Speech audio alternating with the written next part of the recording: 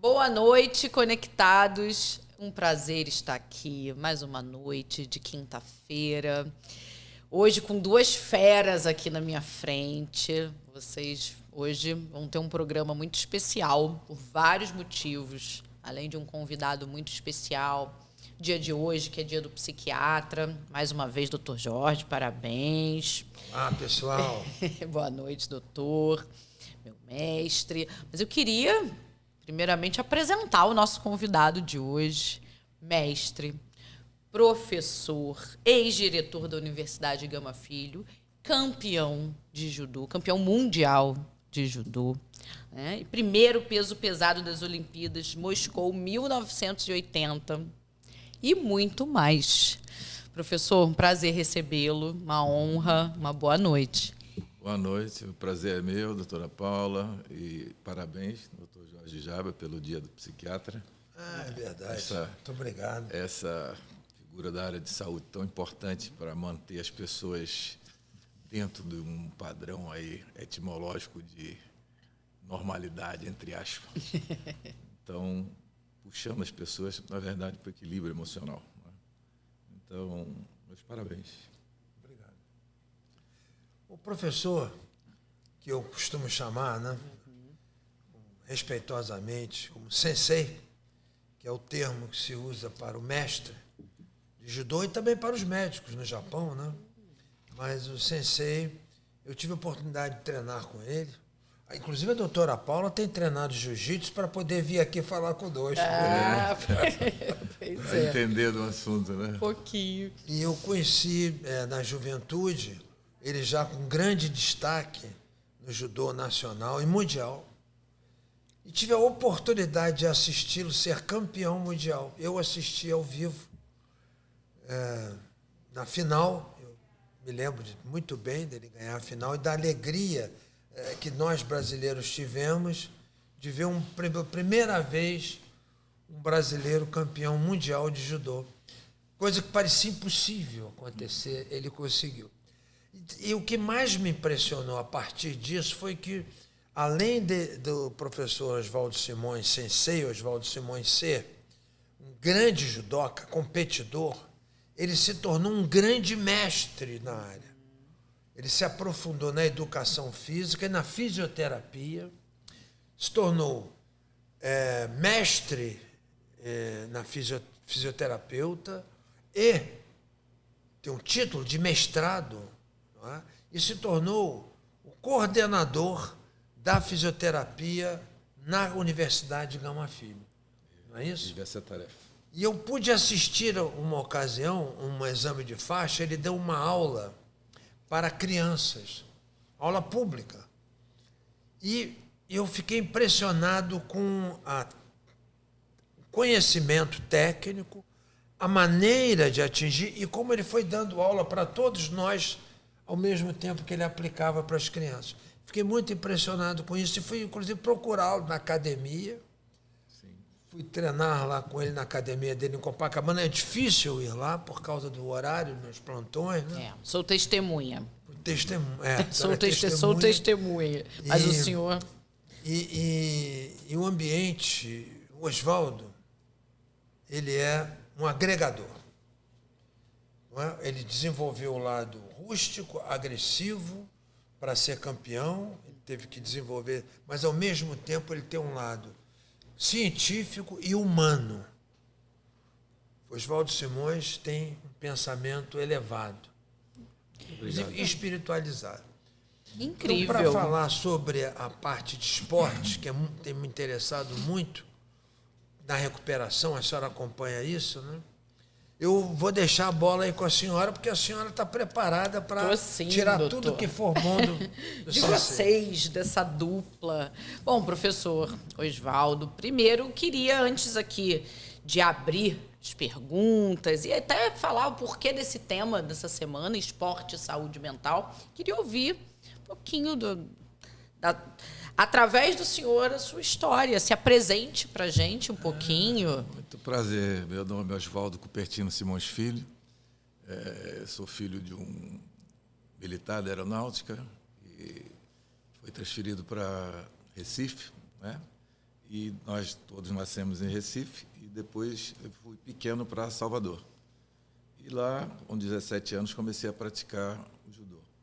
O meu sensei, Kazuo Yoshida. E aí eu queria fazer uma referência ao termo sensei, né? Aqui se traduz como professor, mas na verdade o sensei significa aquele que veio antes, aquele que carrega consigo o saber para transferir para as pessoas. Então, o imperador japonês não teve pai, ele teve um tutor, um sensei. Então, é aquela classe no Japão, e sensei é denominado não só para o judô, é para o ensino da maneira geral. Então, tem o sensei na área do judô, tem o sensei médico, que carrega a experiência do saber médico, de como tratar as pessoas. Então, o Dr. Jabber é sensei duplamente no judô e na psiquiatria. Ele carrega um conhecimento muito importante que já divide com as pessoas, com a sociedade, com vários livros e com sua prática no cotidiano, né? Muito amável, vocês viram com a apresentação que ele fez. Eu estou aqui em função dessa amizade que nasceu no tatame, que nasceu do dojo, né, que é o salão de treinamento, é o lugar onde se busca o caminho. Que caminho é esse? É o aperfeiçoamento biológico, que é o pensamento do Shihan Jigoro Kano. Shihan é um grande mestre, é acima de sensei. Então, é o que o japonês diz, aquele que procura o Ikigai. Eu, através da filosofia do judô, eu me achei no Ikigai. O que é o Ikigai? É o propósito de vida. Eu vi a maneira como o meu sensei Yoshida tratava as pessoas. E, aos poucos, ele foi me convidando para colaborar com as crianças, ensinando as crianças a aprender a cair. E eu fui me identificando com essa forma, com a filosofia do judô. Não só com a parte de luta, né? Eu sempre gostei, mas canalizei isso para a hora da competição. E o meu professor me ensinou a não ser um gordinho brigão, que vou falar a realidade. Eu sempre fui gordo, já nasci com quase 6 quilos e sofri muito bullying na infância. Então, até a infância e a adolescência, todos os apelidos de gordo, né? Baleia e tal, aquelas coisas. E aquilo me incomodava, então eu brigava. Até 15 anos eu brigava, porque eu não gostava desse bullying. E quando eu entrei para o judô, o professor Yoshida falou para mim, disse, Gordon, ele não falava já português bem, Gordon, você não tem que vai e briga com todo mundo, ele falava mal português. Quando a pessoa coloca apelido em você, mal educada era, não é você. Então você não precisa rebater, não precisa se importar, né? E reagir violentamente. O mal educado é quem coloca apelido. Aí eu falei, esse japonês não é só professor de judô, ele é sábio, inteligente. E aí nasceu assim uma relação praticamente de pai e filho. E logo após foi para a Bahia o grande campeão brasileiro, que eu considero o Pelé do judô, o professor Leofei Chiozal, foi morar lá. E aí eu fiz amizade com ele e virou assim também um professor. Então eu fui muito feliz da minha trajetória no judô, em ter senseis que não eram senseis só no dojo, só no tatame. Sensei para a vida. Sensei Chiozal passava de manhã cedo, 6 horas na minha casa, para a gente correr juntos e nos prepararmos para o Campeonato Brasileiro de 72. E nós fomos campeões juntos no mesmo campeonato, tive essa felicidade. Ele foi no peso médio no absoluto e eu fui no peso pesado. Eu me preparei muito, mas nem sonhava em ganhar um título brasileiro. Mas eu estava tão preparado que a vitória veio. Aí eu compreendi que a vitória vem com muito esforço, com muito sacrifício. Aí foi a outra lição que eu aprendi no judô. E aí ganhei uma eliminatória em São Paulo, em seguida. Isso foi em outubro de 72. Em março de 73 eu fui para São Paulo disputar uma seletiva, ganhei a vaga para ir para o Campeonato Mundial na Suíça, em julho de 73. Então, treinei, fui ao Campeonato Mundial com a seleção brasileira, primeira vez, cheguei lá e disputei um bronze. Quase ganhei a medalha de bronze com 20 anos. E na volta, a importância da mulher, que eu quero dizer agora na vida da gente. Falei com minha noiva, ela perguntou, como é que você se sentiu participando do Campeonato Mundial? Eu falei, muito bem. E do Brasil foi eu que lutei mais. Cheguei a disputar um bronze. Perdi a medalha faltando 10 segundos. Era 8 minutos de luta, 7 minutos e 50 eu estava ganhando. 10 segundos eu comecei a pensar, vou ganhar e tal. Desconcentrei, levei uma queda, perdi a medalha faltando 10 segundos. Aquilo foi uma lição para mim. Aí eu falei para ela, me senti muito bem porque tive um bom desempenho e é dentro do que eu quero, né? Do que eu propus para mim na minha vida. Eu quero ser um atleta olímpico, eu quero treinar, eu quero estudar educação física. E ela falou, bom, então o que falta para você? Porque na Bahia já deu, né? Você já chegou no Mundial. Aí eu digo, olha, eu recebi um convite para ir para São Paulo. E eu estou com um cartão de um professor lá, do General Motors Esporte Clube, professor Nove e Nagai, os dois. Eu vou ligar para eles quando chegar na Bahia. Estava no Rio, quando cheguei do campeonato.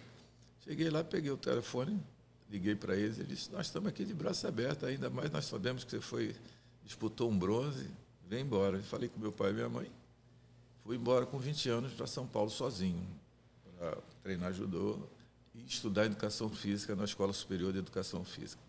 Por que eu tracei essa... Eu já estava fazendo o primeiro período de Educação Física, a primeira turma da Universidade Católica da Bahia. E por que eu decidi isso, né?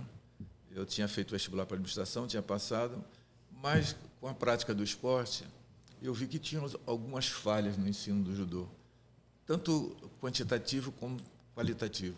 Exemplo, os japoneses davam assim 50 flexões de braço para adulto e dava a mesma coisa para criança. Eu falei, não, isso não é assim. Entendeu? A criança é diferente, o esqueleto, os músculos, os tendões, não suporta essa carga. Então, eu preciso estudar. E em educação física, eu tive a base de quem quer atuar na área de saúde, né, com esporte, que é anatomia, fisiologia e cinesiologia. Essas 3 matérias são fundamentais para você compreender o corpo humano. Eu disse, eu quero trabalhar com criança, então eu preciso me qualificar para trabalhar com o corpo tanto da criança quanto do adulto. Aí fiz 3 anos, morei 3 anos em São Paulo, fui tricampeão paulista pesado e absoluto. Enquanto eu morei em São Paulo, ninguém ganhou de mim no pesado. Mas me dedicava muito. Eu treinava 4, 5 horas por dia. E aos finais de semana, era de 4 às 7 da noite, aos sábados, e de 9 a meio-dia aos domingos. Eram 6 horas de treinamento todo final de semana. Faça chuva, faça sol, eu estava lá. E treinando com quem? Os grandes campeões, o professor Ishii, o professor Ozawa, grandes nomes do judô nacional. Porque eu queria aprender. Né? O meu propósito era esse, eu queria me aperfeiçoar, não só no aspecto da luta, da competição, mas aprender com essas pessoas que carregam em si um conhecimento além do tatame. E aí eu fui me envolvendo. Em 75 eu fui campeão brasileiro pela 2ª vez e o professor Pedro Gama Filho foi assistir. Assistiu lá no Paraná o campeonato e depois me chamou e disse, olha, o professor Eurico Versari, que era o peso pesado da Universidade Gama Filho, e era o coordenador de judô, está se aposentando, eu preciso de um peso pesado na universidade. Então, você está convidado a ir para o Rio. Eu disse, eu agora estou me formando. Ele disse, não tem pressa, toma aqui meu cartão. Quando você... Faltavam 6 meses para me formar. Se formar, você me liga e eu quero você lá na universidade. Assim foi. Em dezembro de 75, eu liguei para ele. 2 de fevereiro de 76, eu comecei a atuar na Gama Filho e não saí mais do Rio. Recebi um apoio importante dele, que me deu condições de chegar até o título mundial universitário. Foi um campeonato mundial universitário realizado aqui no Rio, no Maracanãzinho, que eu consegui vencer. Olha, eu fiquei emocionada, logo nesse início. Um trechinho da história tão linda. Eu acompanhei isso. Uhum. E nessa época, apesar dele ter dito que foi sempre gordo, nessa época ele era muito forte. Uhum. Muito forte. E tinha um rosto muito...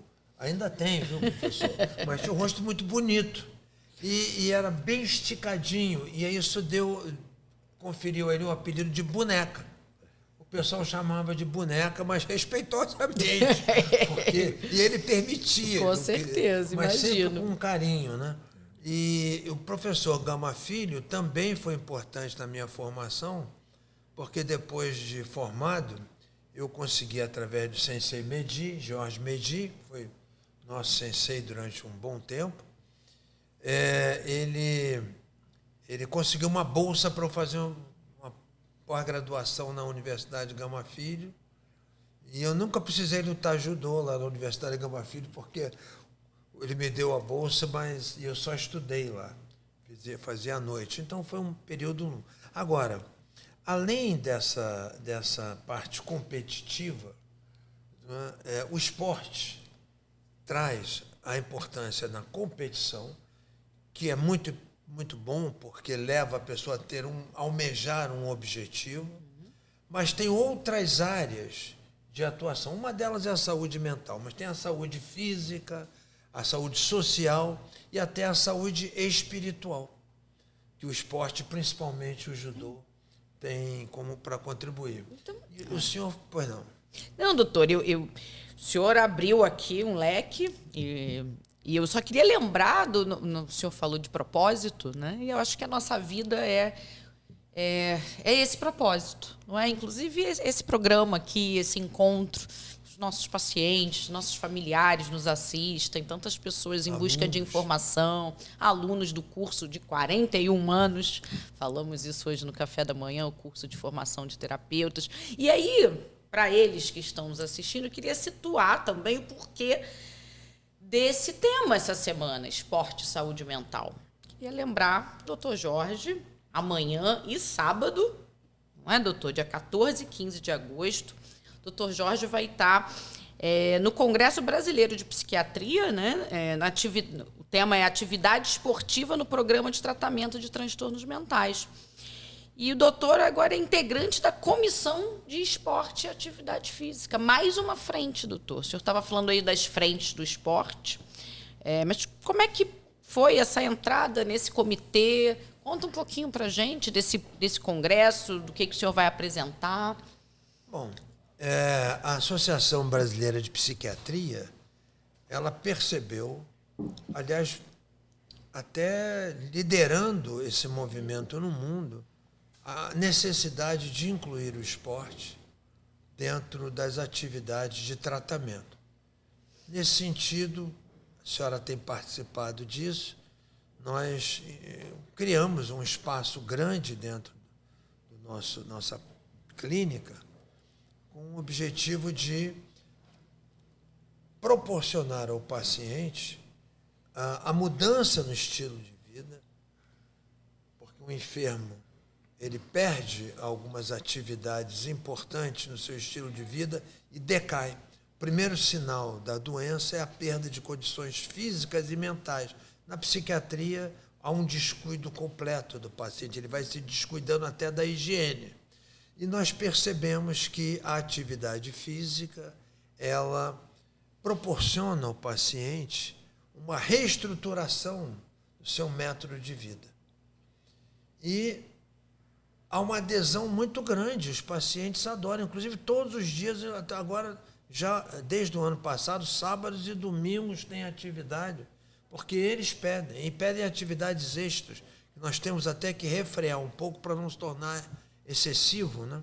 É verdade. Desgaste. É verdade. Então, aí o que aconteceu? Como eu tenho alguma vivência pessoal, esportiva, que para mim foi fundamental na minha vida, foi um dos pilares. O primeiro pilar foi a procura da religião.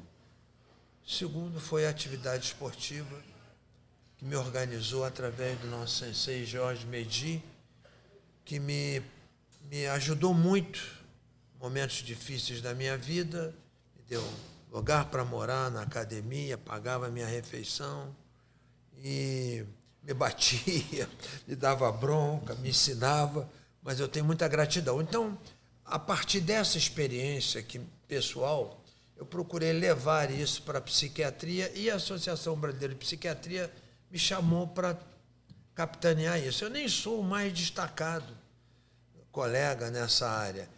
Agora eu sou o mais antigo. Né? Sensei.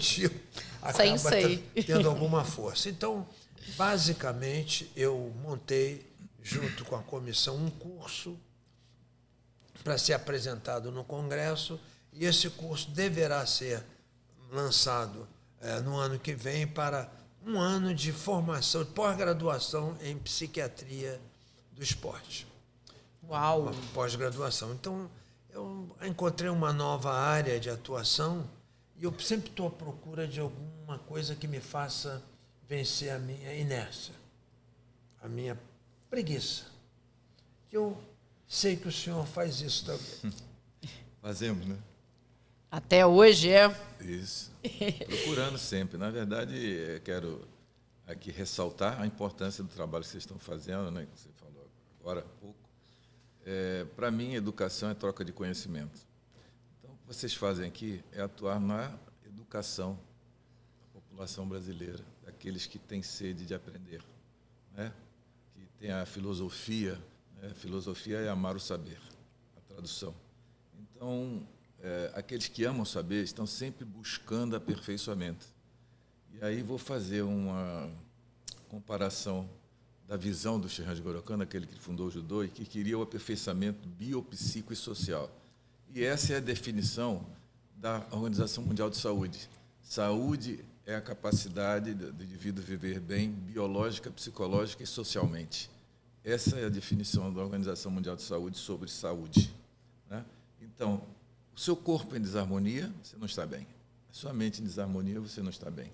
E socialmente, você sofrendo um desemprego ou qualquer tipo de perseguição, você também não está bem.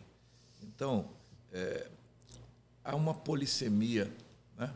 Nós precisamos encarar vários aspectos para entender o que é saúde. Então, é um tema muito amplo a ser debatido, a ser conversado exaustivamente. É verdade. Então, quem faz uma graduação hoje e fica na sua zona de conforto, está fora do mercado de trabalho, porque precisa se aprofundar naquilo que você está fazendo. Uma pós-graduação, um mestrado, o doutorado, o pós-doutorado, ou a livre docência. Buscar o conhecimento, estar em contato com pessoas que sejam sensei, que carreguem em si um conhecimento de vida. E nossa obrigação, enquanto sensei, é também nunca nos acomodarmos. Dar importância à criancinha, o faixa branca, aquele que está entrando, a quem não sabe nada, o principiante dentro da psiquiatria, o médico iniciante que não conhece todos os aspectos daquela área em que ele vai até se especializar. Então, ele ouvindo uma palestra, enquanto diretor da universidade, na verdade, eu fui convidado pelo professor Pedro para fundar o curso de fisioterapia. Então, fui eu que fiz o projeto pedagógico do curso, e procurei dar uma dimensão dentro da fisioterapia da Gama, que foi reconhecida a melhor do Rio, na época, né? De troca de conhecimento. Então, eu criei um simpósio lá chamado Gama Físio, em que eu convidava pessoas do Rio e do Brasil inteiro que tinham notório saber nas suas áreas. E aí fazíamos um congresso de 3 dias, eles vinham fazer palestra. Isso era um congresso semestral. Porque o conhecimento, esse modo de educação, de sala de aula, professor e tal, já está fora de época. Hoje em dia, as pessoas aprendem online, com palestras online. Então, a troca do conhecimento é ágil, a tecnologia cresceu. Turbilhão de informações. E muitas informações, mas aqueles que têm um real conhecimento, as pessoas detectam isso e procuram, né, assistem, procuram contato para aprender cada vez mais. As pessoas querem cada vez mais melhorar, se aperfeiçoar. Esse é o sentido da vida. E se aperfeiçoar não só titulação e se fazer vaidoso porque é doutor ou pós-doutor. É enquanto você serve ao seu próximo.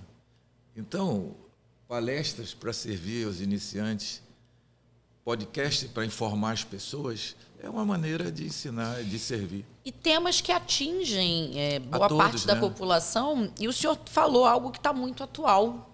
O senhor citou algo que o senhor passou na sua infância e que está muito atual, que é o bullying.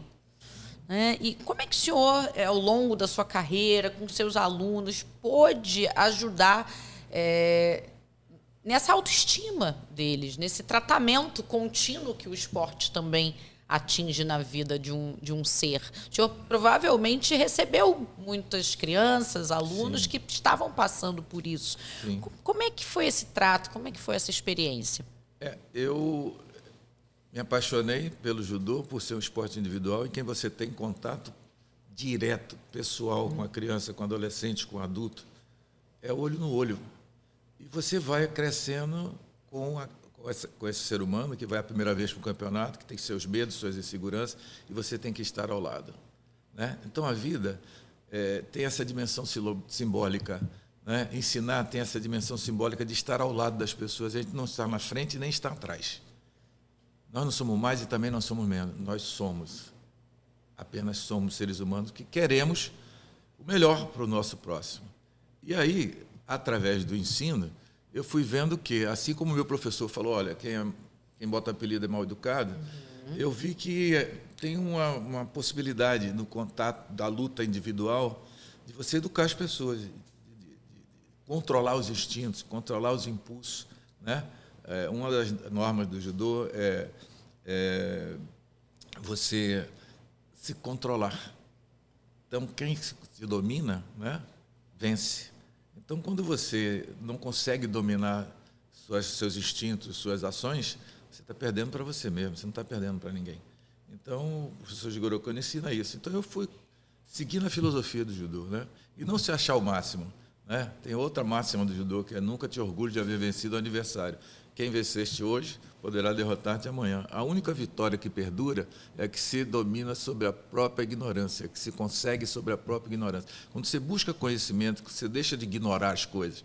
Então, nós falamos aqui agora do bullying, mas não é só o bullying que na sociedade traz desequilíbrio psicológico para as pessoas. Nós vivemos num mundo capitalista. Então, a necessidade do ter é muito forte. Acima do ser, para o ser. Em muitos momentos, então, não é? Uma das pós que eu fiz também foi a introdução à filosofia, dei aula de filosofia um tempo. E aí eu fiz um debate na universidade que eu trabalhei sobre ter ou ser. Uau! Então, quer dizer, o que as pessoas estavam buscando numa faculdade?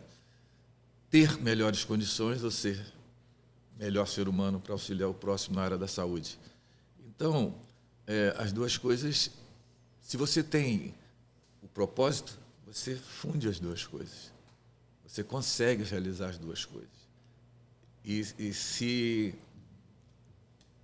colocar no mercado de trabalho pela sua entrega naquilo que você faz. E o resultado vai vir naturalmente. Vai vir naturalmente. Então, tem o Dr. Isso. Jabe, você vê o Dr. Pitangui, que era referência no mundo inteiro, mas era faixa preta de karatê, quinto dan, e outros exemplos mais. Para quem não sabe, ainda não falei isso aqui hoje em voz alta, não é, doutor? Professor Jorge Jaber é faixa coral de judô. 7º dan. 7º dan. Depois da preta, explanar isso para todos, não é, doutor? Mas falando em ser ou ter, né? Ter ou ser, aliás, eu interrompi o senhor numa hora muito importante, mas eu guardei. Eu quero muito ouvir sobre isso. O senhor ia falar da ligação de atividade física e espiritualidade, doutor.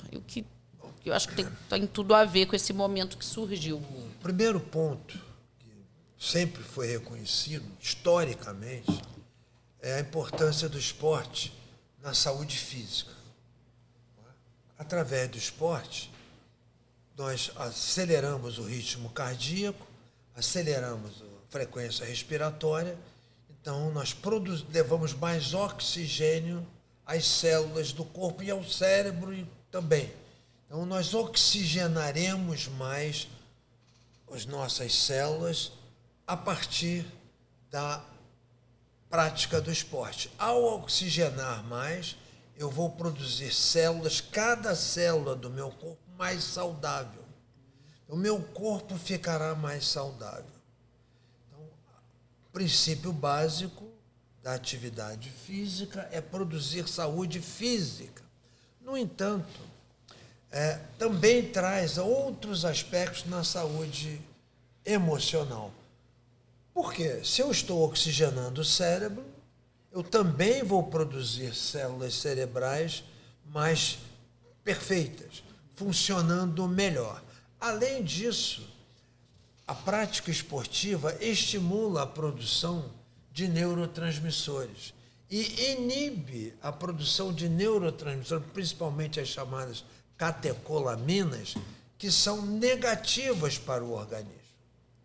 A cortisona, que é produzida pela adrenal, um hormônio, cortisol, produzido pelas glândulas suprarrenais, tem um efeito deletério no nosso organismo, tanto na circulação quanto nas células. O esporte vai acostumando a pessoa através do enfrentamento do medo, o medo à competição, o medo ao embate, principalmente no que o professor Oswaldo Simões chamou a atenção agora, porque o judô, a luta, permite um contato físico direto, um contra o outro. E o nosso organismo tende a produzir a reação de estresse, que é determinada pela produção deste hormônio chamado cortisol. Então, a reação de estresse, que todos nós sabemos que causa grande mal-estar, o estresse do cotidiano, o estresse das obrigações que têm que ser atingidas, o estresse do trabalho, da luta em si, da dificuldade financeira, não é? Como os inimigos do rei recentemente lançaram, eu não tenho medo da morte, eu tenho medo do final do mês. Eu não tenho medo do boleto. Do boleto no final do mês. Né? Então, este medo é que um professor bem orientado, um mestre, vai ensinando seus alunos a enfrentar. Então, tem a parte física, que ele é professor e coloca o aluno para fazer. Tem a parte do enfrentamento do medo na competição, e tem várias estratégias. Foi isso que me chamou a atenção na primeira aula que eu vi, pública do professor, como ele conduzia as crianças enfrentando, e sabendo que elas vão ter que se enfrentar, mas também amenizando isso, preparando-as para medos maiores, para estresses maiores. Então tem a parte física, a parte social do esporte, porque ele produz aglomeração, junta várias pessoas com dificuldades diversas, geralmente tem problema. Passa a ter uma turma nova, identificação. Tem treta, tem bururu, tem tudo, confusão, né? Tem tudo. Tem tudo. E ele vai preparando, finalmente entra na questão espiritual. Porque nosso sensei Jorge Medin dizia que no judô você pratica para se desenvolver. Você tem a prática do judô, a prática do esporte, para se desenvolver. Mas de nada serve o princípio do desenvolvimento pessoal se não houver o princípio do bem comum. E é aí que entra a espiritualidade. E aí, eu já vou falar disso muito. Vocês trocaram olhares profundos aí agora, a busca, hein? né? A busca sempre. Aí a fala do Dr. Jaber me fez voltar ao passado. De por que eu busquei aperfeiçoamento na pós-graduação, no mestrado, porque esse aspecto de acompanhar o aluno, tanto da infância ou adolescente ou adulto, para as competições, né? Na verdade, são provas que têm esse aspecto biológico, mas principalmente você, enquanto professor, você vira técnico. E também psicólogo, tem que estar do lado ali na hora e dizer, olha, acredita em você, não fica, não entende? Você tem força, você pode, você quer, você pode, você vai vencer. Eu quero, eu posso, eu vou vencer. Eu ensino isso para os meus alunos. Eles ficam assim, então não é só para o judô. E por que eu fui estudar? Porque eu tinha verdadeiros heróis dentro da minha academia. Campeões que não perdiam de ninguém, até japoneses iam na academia e perdiam para eles. E aí eu colocava eles para competir no Campeonato Carioca, chegava lá, os leões viravam gatinhos. Lábio branco, sudorese nas mãos, pernas bambas. Eu disse, o que acontece com essas pessoas que aqui, nesse ambiente, eles são um e ali eles são outro? Não ganhavam de ninguém, perdiam na primeira luta. Aí isso me deu, eu digo, eu vou estudar isso. Aí entrei no mestrado pela área da psicofisiologia. Então fui pegar o cérebro na mão para estudar. E fui assim direcionado pelo professor Luiz Carlos Cipião Ribeiro, que foi meu aluno na educação física, depois foi para os Estados Unidos, fez psicologia, doutorado em psicologia, pós-doutorado, e voltou para dar aula na Gama Filho. E aí eu passei a ser aluno dele no mestrado e orientado por ele. Mas ele veio com aquela coisa americana de falar que o ser humano é racional. Uma turma de quase 30 mestrandos. E aí, ao final, ele perguntou, quem discorda? Eu falei, levantei o dedinho assim. Jota, qual a base você tem para falar que nos Estados Unidos tudo tem que ser pesquisa comprovada, etc., na área de saúde principalmente? Eu disse, professor, eu não tenho ainda dados para lhe responder, mas eu vou buscar. Eu acho que o ser humano é emocional. Aí ele disse, mas por quê? Eu digo, porque o ser humano nasce de um ato de amor. Ninguém gosta que fala com você de forma ríspida. A mãe está grávida, o menino está se mexendo, ela passa a mão, canta uma cantiga de Niná, o menino acalma. Que energia é essa?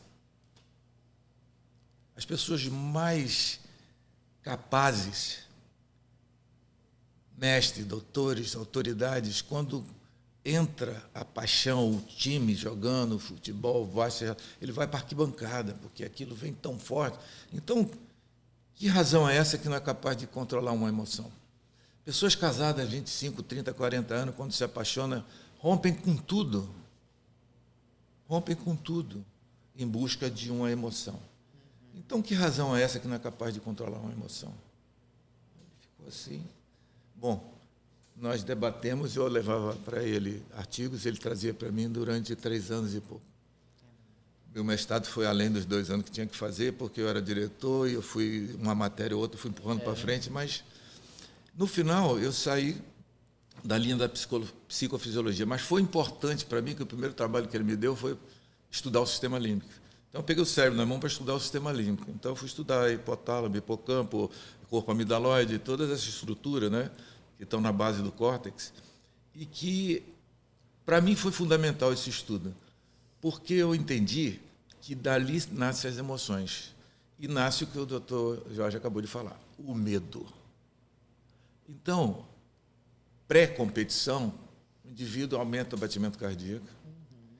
O que nos dá energia para estar aqui conversando é oxigênio, que o doutor Jorge falou, e glicose.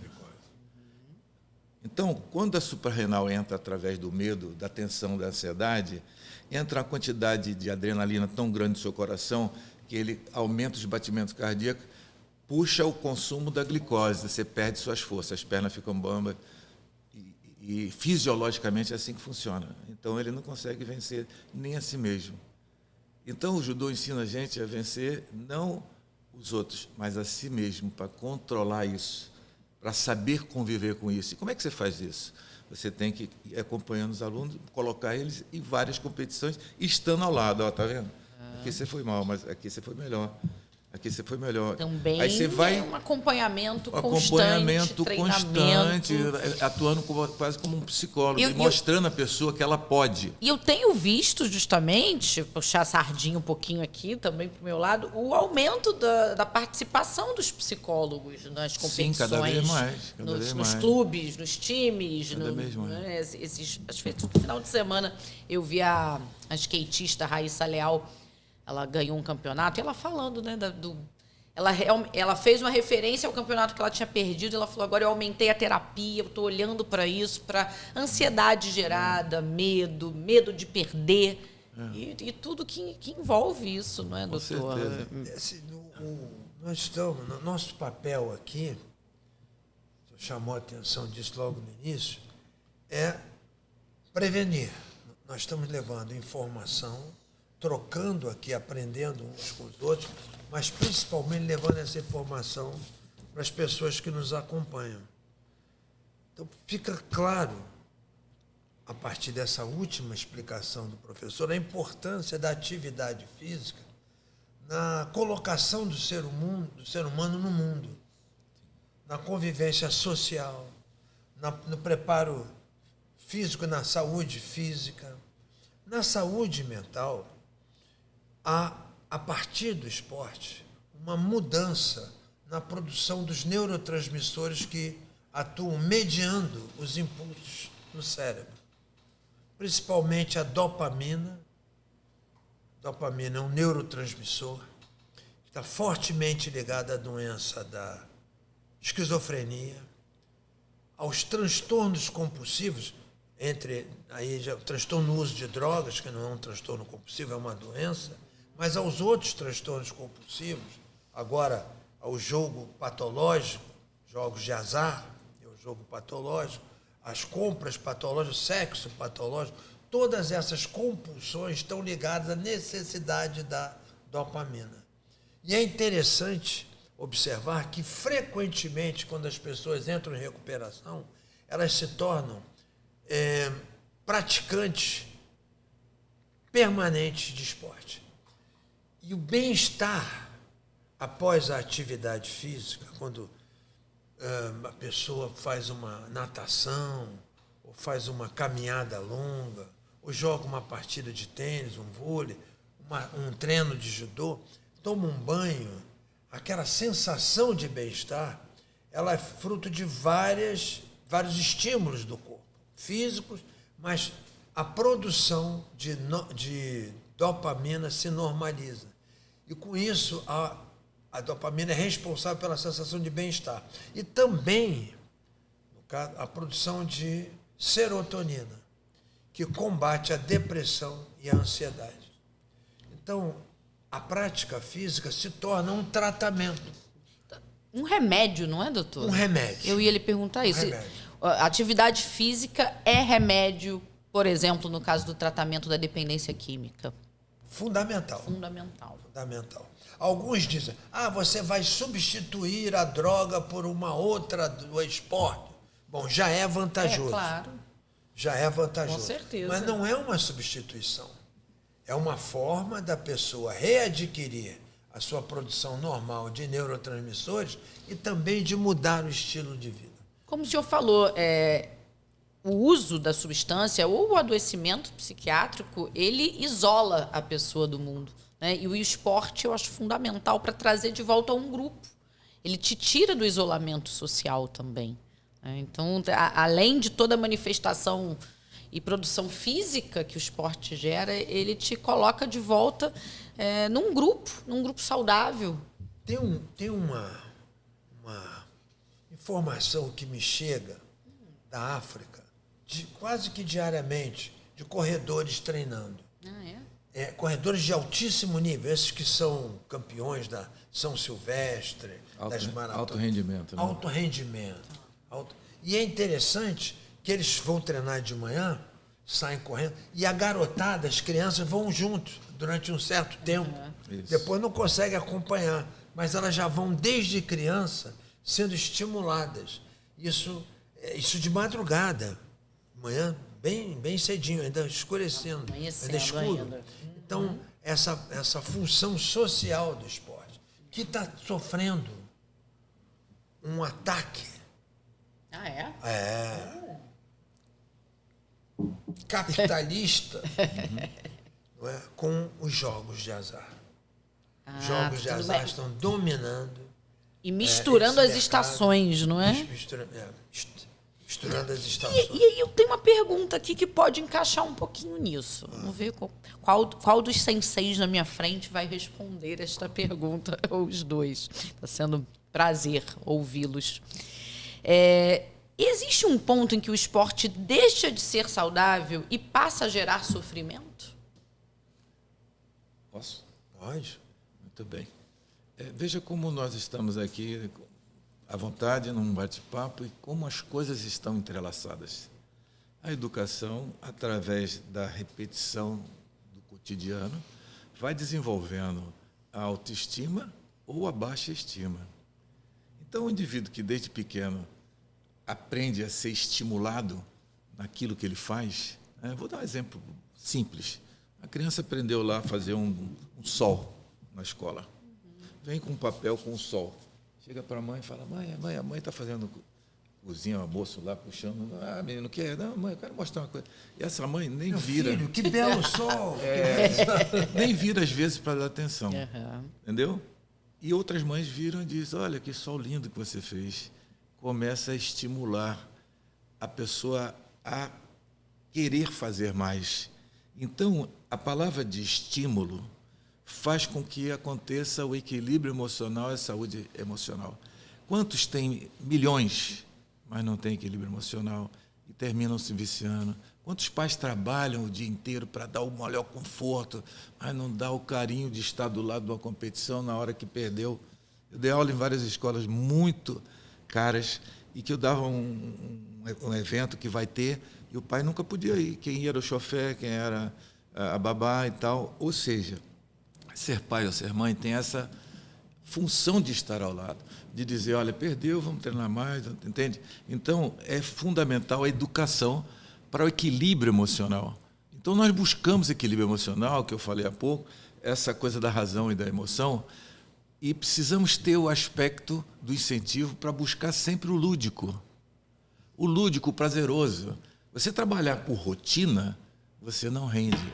Agora, quem trabalha porque gosta do que faz, vai buscar o conhecimento cada vez mais. Então, é fundamental mudar a forma de ensinar. Não é pensamentação, porque isso aí você treina um macaco para ir lá apertar um botão, pegar uma banana. Então, o ensino antigamente era pensamentação. Então, tem que ser dessa forma. É sentimento, pensamento, ação. Você tem que entender o aluno. Você tem que entender o ser humano. Você tem que conversar com o ser humano para fazer um diagnóstico. Você tem que ouvir, saber ouvir. E aí, muitas vezes, a pessoa vai na emoção, que às vezes até mexe na emoção do próprio profissional. Porque, a rigor, o que é ser normal? O que é ser normal? Você entende?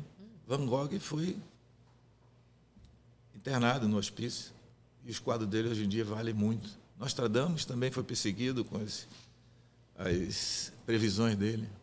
Jesus, incompreendido, na época em que ele veio ensinar a amar ao próximo como a si mesmo. Crucificado. Então, quer dizer, nós precisamos entender que quanto mais a gente sabe, mais a gente serve. A gente tem que buscar ouvir o outro, aprender com o outro, não só com a fala, mas ações principalmente. As ações das pessoas. Uma criança, ela sabe a hora que o pai está chegando bem em casa ou que está chegando mal. As crianças são consideradas, nas pesquisas, né, a fonte de inspiração, porque elas nunca saciam. Você explica para ela, e ela está sempre, por quê? Por quê? Por quê? E em casa, essas crianças são tão puras que ela vê o pai chegou, joga a pasta em cima da coisa, aí ele já sente, papai não está bem hoje, papai está nervoso. Então, ela identifica, ela faz ali um diagnóstico do estado emocional do pai. E muitos aí vão brincar, vão conversar com o pai vai relaxando e tal. Então, o cotidiano ao que o doutor Jabes se referiu é que gera esse estresse todo. Você ter que ser o homem, você tem que ser forte, você não pode chorar, você tem que prover para casa, você tem. E aí a pessoa se encaixa, para se encaixar no modelo de sucesso, entre aspas, Hollywood é o sucesso, aí bota para fumar. A mídia trabalha muito com as emoções, com as sensações. E as pessoas que têm cabeça fraca vão querendo, se eu não tenho um apartamento próprio, se eu não tenho um carro, se eu não tenho isso, se eu não tenho aquilo, eu sou infeliz, e aí vem a baixa estima, e aí caminha para o suicídio. O Japão foi o país que mais cresceu no mundo nos últimos 50 anos. E é o maior índice de suicídio juvenil do mundo. Eu estive lá 2 vezes com a Seleção Brasileira de Judô, isso me chamou a atenção.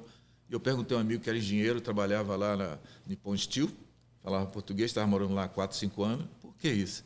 Ele disse, porque eles trabalham de domingo a domingo. É uma jornada de trabalho em que eles criam, eles não têm, como no Rio de Janeiro tem uma praia, tem uma montanha, é uma coisa de rotina. Produção constante. Aí eles né? criam o karaokê, eles criam as coisas, o tamagotchi, as coisas para o lúdico aparecer. Porque precisa ter o lúdico, o prazer naquilo que você está fazendo, em tudo. As pessoas ganham rios de dinheiro. Sabe para onde vão para se distrair? Para o lúdico, para a Disney. Vai com a família, vai procurar. E é tão bom encontrar o lúdico no dia a dia, no cotidiano. Uma coisa mais simples. Você precisa ter o lúdico no cotidiano, é isso que eu estou querendo falar. Para não virar sofrimento. Para não virar, justamente. no mínimo, estresse. Doença. Porque é o estresse que faz com que cada célula do seu corpo, né? Nós temos aqui o trapézio. Quando você está tenso, você bota a mão no trapézio de uma pessoa, está duro. Exato. Os imperadores romanos faziam sauna, massagem para relaxar os músculos, mandar mensagem. Né? Nós temos 2 sistemas nervosos, né? Sistema nervoso sensorial e o motor. Então, o sensorial, quando você recebe um banho de banheira e a pele, que é um órgão do corpo, manda a mensagem para o cérebro que está tudo bem, você relaxa, em 15, 20 minutos você dorme. Entende? Quando você recebe uma massagem bem feita, você dorme rápido, porque está vindo estímulo de fora para dentro. Né? Agora, quando você aprende a dominar de dentro para fora, fazer meditação, pode estar no meio de um trio elétrico, mas eu quero estar em paz. Pode estar no meio de uma briga, mas você diz, não, eu tenho que ter equilíbrio aqui, porque essa situação aqui de conflito depende de mim. Aí você desenvolve um domínio sobre si mesmo, que é isso que todo mundo busca, controlar-se. Né? Conhecer-se é controlar-se. Controlar-se é triunfar. Essa é a primeira máxima do judô. Então, buscar isso, esse autocontrole, esse autodomínio, e passar para as pessoas isso. Perfeito. Olha, doutor Jorge, eu tô triste, viu? Vou precisar da ajuda do senhor, porque o senhor acredita que já chegamos ao fim do nosso programa de hoje? Não é possível. Pois é, eu não sei o que fazer. Vamos convidar um professor para voltar. Com certeza. Vamos ver, porque ele dá aula exatamente nesse horário noturno. Nesse horário noturno, ele dá aula. Então, vamos ver se ele consegue arrumar um outro horário aí. Com certeza. E a gente vai se adaptar e vai continuar, não é? Isso. Mas eu queria que o senhor, então, agora, fizesse um fechamento para a gente. Dos pontos principais, reforçando a prevenção para quem está nos assistindo. O que o senhor poderia resumir de tudo que a gente conversou aqui hoje e ouviu? Uma das coisas que nós aprendemos, talvez com... Ele teve com o sensei do Shiozawa, que foi o primeiro brasileiro a ser campeão olímpico, até um medalhista. Participar da Olimpíada. Então, mas o sensei Medi dizia algumas coisas interessantes. Uma era, não há milagre sem sacrifício. Você tem que se esforçar para atingir algo. A outra coisa que eu me recordo é que o sensei botava, o sensei Medi, nosso mestre, colocava o sensei Oswaldo Simões no meio e mandava ele treinar com todo mundo. Se tivesse 10, era 10, se tivesse 15, 15, se tivesse 20... Tinha que treinar com todo mundo e ganhar de todo mundo. Era o treino que ele fazia. E não podia perder. Se perdesse, vinha o Shidai na perna. Vinha com bambu. Então, eu percebi o esforço desenvolvido. Eu acompanhei isso de perto e percebo que, além de ter sido um grande lutador, se tornou um grande professor. Não só de judô, mas disso tudo que nós estamos vendo aqui. E que isso tudo que foi falado aqui interfere na saúde do indivíduo. Então, a primeira coisa que deve ficar de hoje aqui, coisa mais importante é, se praticar esporte, terá menos doenças físicas e menos manifestação de sofrimento mental. Então, eu quero terminar agradecendo e pedindo seu retorno o mais breve possível, com essa máxima. Pratique esporte, terá mais saúde física e mental. Se tem um problema de saúde mental, posso garantir que o prognóstico é muito melhor, a recuperação é muito melhor se houver atividade física. Muito obrigado. Professor, por favor, suas palavras finais só por hoje. Em breve estaremos juntos novamente. Muito obrigado. Desde já agradecendo, o convite e dizendo que estou à disposição para vir aqui aprender. Aprender mais e dar um pouquinho da minha contribuição. E eu queria voltar na pergunta que você fez. Se o esporte produz malefício para o indivíduo.